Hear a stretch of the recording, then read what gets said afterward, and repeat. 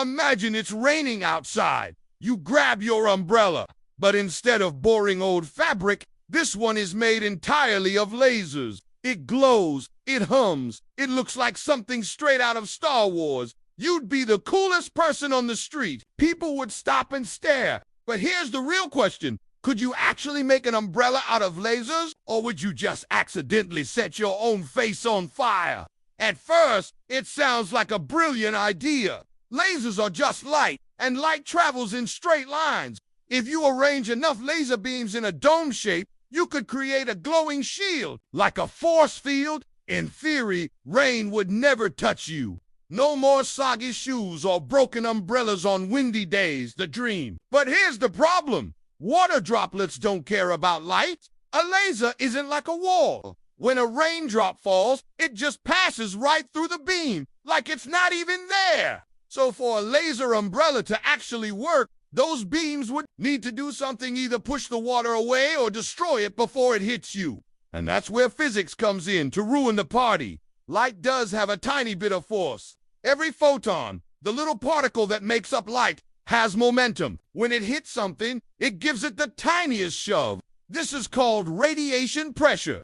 It's the same principle that lets solar sails work in space. So technically, a laser could push a raindrop out of the way if it were absurdly, ridiculously powerful. Here's the thing. The average raindrop weighs about 50 milligrams and falls at roughly 9 meters per second. Stopping just one drop would take about 10 megawatts of laser power. 10 megawatts is about the same as a small nuclear power plant running at full blast.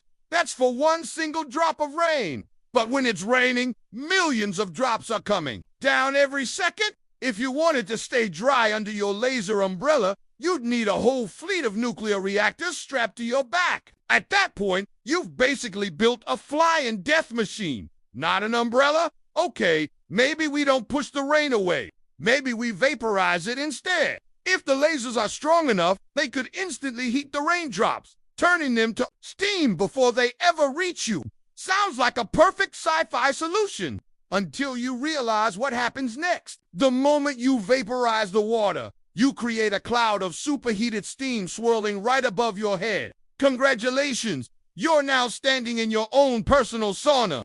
The air gets scalding hot, you can't breathe, and in about 2 seconds, you've cooked yourself like a lobster. Not exactly the dry, comfy walk you were imagining. And even if you somehow survive the steam, there's another problem. Lasers that can boil water instantly are the same kind used to cut through metal. One wrong move, and your umbrella slices through a nearby tree, a power line, or maybe a passing bird. You'd also risk blinding anyone who glances your way. Basically, your rain protection has now become a public safety hazard. And you've probably made the evening news, followed by a very awkward police interrogation. But let's imagine for a moment that you ignore safety entirely. You have unlimited power. Your lasers don't blind anyone, and you don't mind a little steam. Would a laser umbrella actually look like a sci-fi shield? Probably not. Light beams are invisible unless they hit dust or fog. So to anyone watching, you'd just be walking around in the rain, mysteriously dry, while everyone wonders why birds keep falling out of the sky near you. If you wanted the umbrella to actually glow like in the movies, you'd need to add smoke machines or fog generators just to make the beams visible.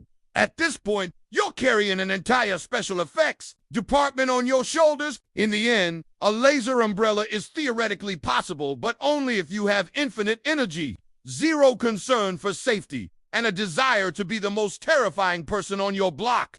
The reality is that regular old fabric umbrellas are way cheaper, way safer, and they won't accidentally boil you alive. So next time it's raining and you find yourself grumbling about your flimsy umbrella flipping inside out, just remember, it could be worse. You could be vaporizing pigeons with a weaponized death dome while explaining to the cops why you melted half the neighborhood. If you enjoyed this little thought experiment, hit that like button, subscribe for more wild science what-ifs, and let me know in the comments what crazy idea we should explore next. Who knows? Maybe next time we'll figure out how to survive a jump into a volcano, or at least how to avoid getting arrested for building an umbrella that doubles as a supervillain weapon.